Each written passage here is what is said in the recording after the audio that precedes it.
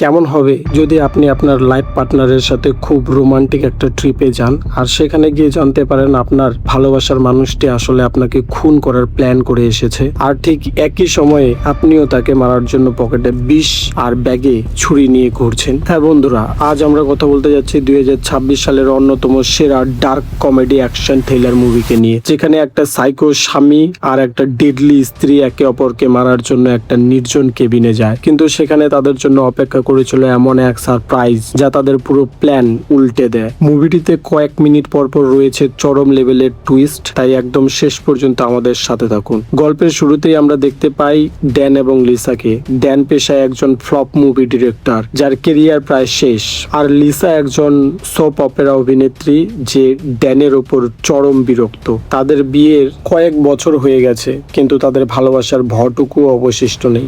Dan প্রচুর দেনায় ডুবে আছে আর লিসা গোপনে অন্য এক বোরিং ভদ্রলোকের সাথে পরকিয়া করছে। এক কথায় তাদের সংসারটা একটা জীবন্ত নরক। প্রতিদিনের এই অশান্তি থেকে মুক্তি পেতে এবং নিজেদের সম্পর্ক একটু রিপেয়ার করতে তারা শহরের কোলাহল থেকে দূরে ফিনল্যান্ডের বরফে ঢাকা একটা লেক সাইড কেবিনে ছুটি কাটানোর সিদ্ধান্ত নেয়। আপাত দৃষ্টিতে মনে হচ্ছে তারা হয়তো সম্পর্ক ঠিক করতে যাচ্ছে, কিন্তু আসলে দুজনেই ব্যাকপ্যাকে করে মৃত্যুর পরোয়ানা নিয়ে বেরিয়েছে। কেবিনে পৌঁছানোর পর ডেন খুব শান্ত মনে ঘরের ভেতর ও বাইরে পরিষ্কার করতে থাকে, আর লিসা ঘরের ভেতরে রোমান্টিক ডিনার আয়োজন করে। সিনেমায় এখানে আমাদের একটা দারুণ টুইস্ট দেয়। ড্যান আসলে লিসার নামে একটা মোটা অঙ্কের লাইফ ইন্স্যুরেন্স করিয়েছে। সে তার এক প্রাক্তন কয়েদি বন্ধু হেনরিকে আগেই এই কথা জানিয়েছে, তাই লিসাকে মারার পর ইন্স্যুরেন্সের টাকা দিয়ে সে তার সব ধার দেনা শোধ করবে।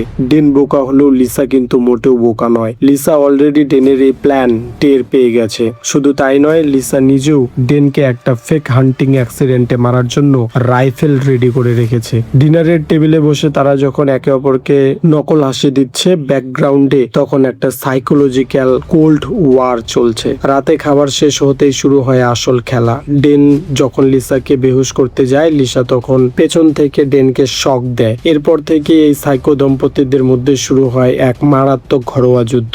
লিসা ডেনকে বেঁধে রাখে এবং তার দিকে রাইফেল তুলে ধরে। দুজনের মধ্যে শুরু হয় এবার কথাবার্তার বিতর্কের লড়াই। দুজনে যখন এর ভুল আর ওর ভুল করতে ব্যস্ত, তখনই কেবিনে এন্ট্রি হয় ডেনের বন্ধু হেনরির। সে চুপি চুপি এসে লিসার মাথায় হাতুড়ির বাড়ি মারে। এই কাজের জন্য ডেন হেনরিকে আগেই হায়ার করেছিল ডবল টাকায়। এবার ডেন লিসাকে বেঁধে দেয়। ডেন লিসাকে তাড়াতাড়ি মারতে চায়, কিন্তু এই মার্ডারের আরোপ সে নিজের গায়ে নিতে চায় না। তখন সে হেনরিকে বলে মার, কিন্তু লিসা হেনরিকে বলে ডেনের থেকে 4 গুণ বেশি টাকা দেবে, ডেনকে মারো। টাকার লোভে হেনরি ডেনের দিকে বন্দুক ঘোরায়। রাগে ডেন এই সময় লিসার মুখে প্লাস্টিক দিয়ে বেঁধে দেয়। সমস্যা হলো হেনরির রাইফেলের ভয়ে ডেন প্লাস্টিক খুলে নেয়। তখন হেনরি আর ডেনের মধ্যে লড়াই শুরু হয়। এই সময় লিসাও তার বাঁধন খুলে বন্দুক ধরে, এর সঙ্গে ডেনও ধরে। দুজনে টানাটানিতে রাইফেলের ফায়ার হয়ে গুলি লাগে হেনরিকে। হেনরির শেষ। এবার দুজনের মধ্যে শুরু হয় লড়াই। কিচেনের ছুরি, ভাঙা কাজ যা পাচ্ছে তা দিয়েই তারা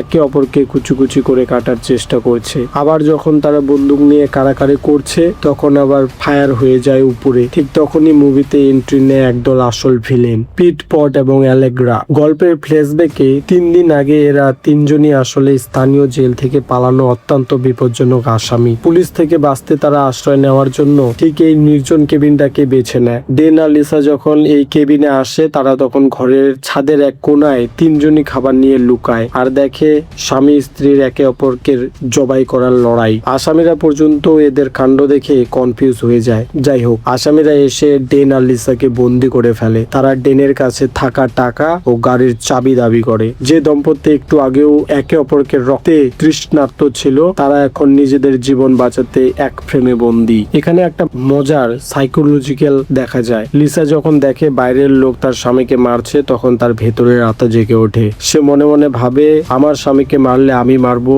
তোরা হাত দেওয়ার কে?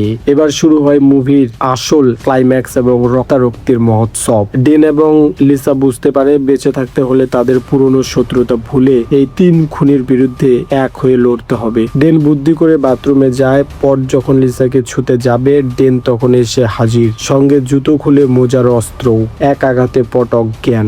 ডেন এবার অস্ত্র খুঁজতে যায়। লিসাও তার বাঁধন খুলে নেয়। পটের যখন সারা আসছিল না, তখন পিট আর অ্যালেগ্রা যায় এবং পটকে জাগায়। তিনজনই মিলে তখন তাদের খুঁজতে শুরু করে। হঠাৎই লিসা পটের কবলে পড়ে আর আড়াল থেকে ডেন দেখে নেয়। স্ত্রীর বিপদে যেন ডেনেরও মনটা বদলে যায়। ঝাঁপিয়ে পড়ে পটের সাথে লড়াইয়ে। পটের সাথে এবার স্বামী স্ত্রী দুজনেই লড়াই শুরু করে।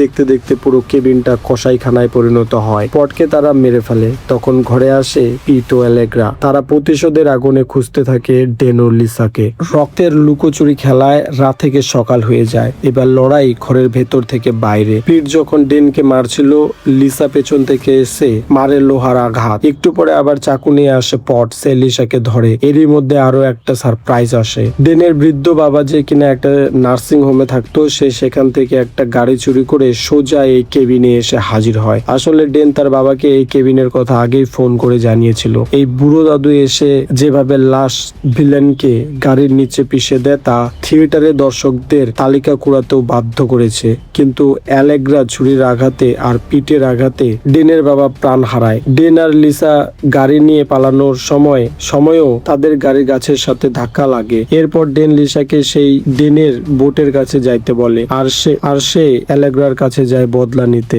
উফ ভাই, অ্যালেগ্রাকে মারার যে সিনটা তা দেখার মতো। তাকে মেরে ডেন যখন বোটের কাছে যায় তখন দেখে লিসাকে বেঁধে পিট বোট নিয়ে পালাচ্ছে। তখন সে সেই বোটের দড়ি ধরে জলে নামে। চুপি চুপি সে বোটে ওঠে আর পিটের সাথে লড়াই করে। লড়াই করতে করতে লিসা ও ডেন মিলে পিটকে জলে ফেলে দেয়। সব ভিলেন খতম হওয়ার পর ড্যান ও লিসা দুজনেই মারাত্মকভাবে আহত অবস্থায় কেবিনের বারান্দায় এসে বসে। তাদের শরীর থেকে রক্ত ঝরছে, চারপাশে লাশের স্তূপ, কিন্তু অদ্ভুতভাবে তাদের ফেসের এক্সপ্রেশন একদম শান্ত। তারা বুঝতে পারে এত বছর ধরে তারা যে বোরিং লাইফ কাটাচ্ছিল, আজকে এই অ্যাডভেঞ্চার তাদের লাইফে একটা চরম থ্রিল এনে দিয়েছে। তারা একে অপরকে জড়িয়ে ধরে হাসে এবং বুঝতে পারে তারা আসলে একে অপরের জন্যই তৈরি হয়েছে, কারণ এত বড় দুই সাইকোকে সহ্য করার ক্ষমতা পৃথিবীর আর কারো নেই। তো বন্ধুরা, এই ছিল ওভার ইউর ডেড বডি মুভির গল্প। মুভিটি আমাদের শেখায় যে সম্পর্ক যতই উত্থান পথানে আসুক না কেন,